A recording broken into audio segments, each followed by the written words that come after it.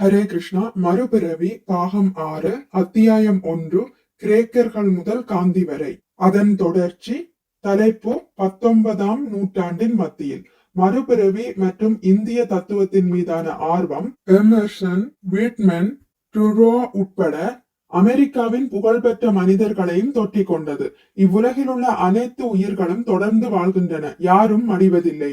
இதுவே இவ்வுலகின் ரகசியம். உயிர்கள் நமது பார்வையிலிருந்து சில காலம் மறைந்து மீண்டும் தோன்றுகின்றன, யாரும் மரணம் அடைவதில்லை. இதனை அறியாதவர்கள் மனிதர்களின் மரணத்தை வருத்தம் தோய்ந்த இறுதி சடங்குகளுடன் அனுசரிக்கின்றனர். ஆனால் அச்சடங்குகள் அனைத்தையும் அந்த உயிர்கள் ஜன்னல், கிணறு அல்லது சப்தத்தின் மூலமாக வேறுபட்ட உருவுடன் பார்த்து கொண்டுள்ளனர் என்று எமர்சன் எழுதியுள்ளார். தனது நூலகத்தில் இருந்த பழங்கால இந்திய தத்துவ புத்தகங்களில் ஒன்றான கட உபனிஷத்திலிருந்து எமர்சன் பின்வருமாறு மேற்கோள் காட்டுகிறார். ஆத்மா என்றும் பிறப்பதில்லை, இறப்பதும் இல்லை. யாரிடமிருந்தும் அது உண்டாக்கப்படுவதில்லை. அது பிறப்பெற்றது, நித்தியமானது. உடல் வீழ்ந்தாலும் அது வீழ்வதில்லை. துரோ எழுதியுள்ளது யாதெனில், எனது முற்பிறவியின் அனுபவங்களை நான் என்னை அறியாமலேயே குறிப்பிட்டுள்ளேன். மறுபிறவியில் துரோ கொண்டிருந்த ஆர்வத்திற்கு மற்றொரு சான்று 7 பிராமணர்களின் உடல் மாற்றம் என்ற தலைப்பில் அவர் எழுதிய நூலாகும். அச்சிறிய நூல் பண்டைய சமஸ்கிருத வரலாற்றிலிருந்து ஆங்கிலத்தில் மொழிபெயர்க்கப்பட்ட ஒரு சிறுகதையாகும். அதில் உள்ள மறுபிறவியின் கதை வேட்டைக்காரர்கள், இளவரசர்கள், விலங்குகள் என முன்னேறி செல்லும் 7 முனிவர்களின் வாழ்க்கையை பற்றி சொல்லுகிறது. என்னை பற்றிய பாடல் என்னும் தனது பாடலில் வால்ட் விட்மன் பின்வருமாறு எழுதுகிறார். நான் பிறப்பெற்றவன், இதை நான் அறிவேன். பல லட்சம் கோடையையும் குளிரையும் கடந்து விட்டோம். இன்னும் பல லட்சங்கள் நம் முன் நிற்கின்றன. அவற்றிற்கு முன் மேலும் பல லட்சங்களும் உள்ளன. பிரான்சின் புகழ்பெற்ற நூலாசிரியரான ஹூனோகு பால்சாக் மறுபிறவி குறித்து ஷெரஃபிதா என்னும் முழு நாவலை எழுதியுள்ளார். ரஷ்யாவின் புகழ்பெற்ற கவுண்ட் லியோ டால்ஸ்டாய் தமது நூலில் பின்வருமாறு எழுதியுள்ளார்.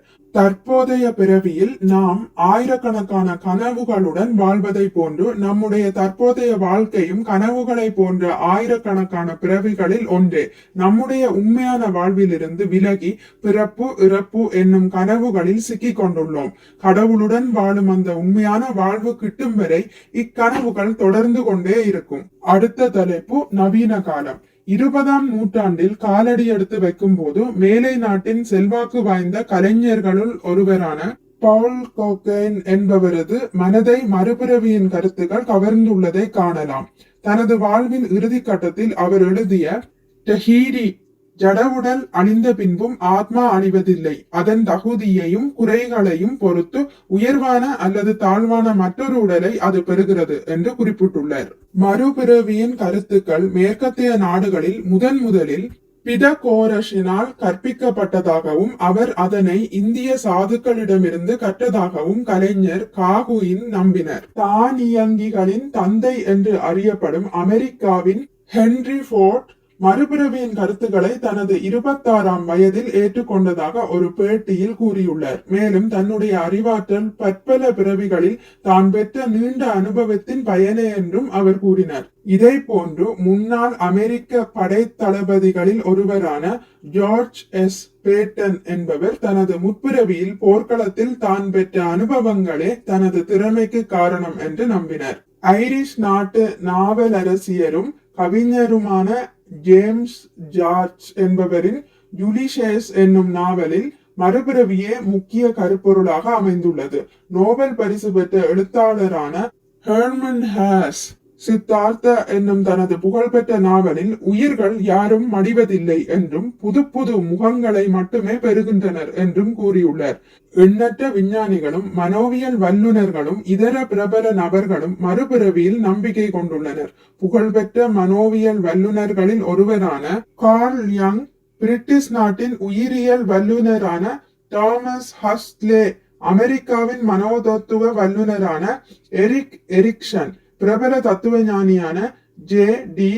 ஷாலிஞ்சர், நாவலாசிரியர் ரிச்சர்ட் பாச், நோபல் பரிசு பெற்ற ஐசக் பேசோவிச் ஷிங்கர், ஆங்கிலேய கவிஞர்களில் முக்கியமானவரான ஜான் மேஸ்பீல்ட் ஆகியோர் இதில் குறிப்பிடத்தக்கவர்கள். நவீன காலத்தின் மிகச்சிறந்த அரசியல் தலைவர்களில் ஒருவரும் அஹிம்சையை போதித்தவருமான மகாத்மா காந்தி மறுபிறவி பற்றிய தனது அனுபவம் உலக அமைதியை அடைவதில் தனக்கு நம்பிக்கை அளிப்பதாக கூறினார்.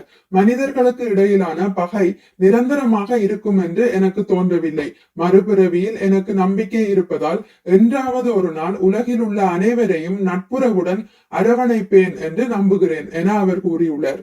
பாடகரும் கவிஞரும் எல்லாராலும் கொண்டாடப்பட்ட வருமான பீட்டில் குழுவினரின் ஜார்ஜ் ஹாரிசன் மறுபிறவி பற்றிய தனது தீவிர சிந்தனைகளை தனது நண்பர்களுக்கு மத்தியில் பலமுறை வெளிப்படுத்தியுள்ளார். மேலை நாடுகளில் அறிஞர்கள் மற்றும் பொதுமக்களின் மனதை மறுபிறவியின் கருத்துக்கள் மீண்டும் கவர்ந்துள்ளன. திரைப்படங்கள், நாவல்கள், பிரபலமான பாடல்கள் மற்றும் பத்திரிகைகள் மறுபிறவி கோட்பாட்டை இப்போது அதிகமாக பயன்படுத்துகின்றன. பிறப்பிலிருந்து ஆத்மா ஆரம்பமாவதில்லை என்றும் மரணத்தில் அது முடிவதில்லை என்றும் வழி வழியாக அறிந்து கொண்ட இந்துக்கள், பௌத்தர்கள், தவோக்கள், இதர தரப்பினர் என 150 கோடி மக்களுடன் இலட்சக்கணக்கான மேலை நாட்டினர் அதிவேகமாக சேர்ந்து வருகின்றனர். ஆனால் தெரிந்து கொள்ளும் ஆர்வமோ அல்லது நம்பிக்கையோ மட்டும் போதுமானதல்ல. பிறப்பு, இறப்பு என்ற துயரமான சங்கிலி தொடர்பில் இருந்து ஒருவன் எவ்வாறு விடுதலை பெற வேண்டும் என்ற அறிவை உள்ளடக்கிய மறுபிறவியின் முழு விஞ்ஞானத்தையும் புரிந்து கொள்வதுதான் முதல் படியாகும். ஹரே கிருஷ்ணா. இத்துடன் முடித்துக் கொள்கிறேன். இனி அடுத்த பதிவில் இதன் தொடர்ச்சியான பகவத்கீதை மறுபிறவி பற்றிய காலத்திற்கு அப்பாற்பட்ட வேத நூல் என்பதை பற்றி வாசிக்கலாம். மிக்க நன்றி. ஹரே கிருஷ்ணா. உங்களுக்கு இந்த வீடியோ பிடித்திருந்தால் லைக் பண்ணுங்கள், ஷேர் பண்ணுங்கள், சப்ஸ்கிரைப் பண்ணுங்கள். நோட்டிபிகேஷன் பெல்லை அழுத்துவதன் மூலம் அடுத்த பதிவுகள் உங்களை வந்தடையும். பகவான் ஸ்ரீ கிருஷ்ணரை பற்றி கேட்டு மகிழ்வோம். ஹரே கிருஷ்ணா.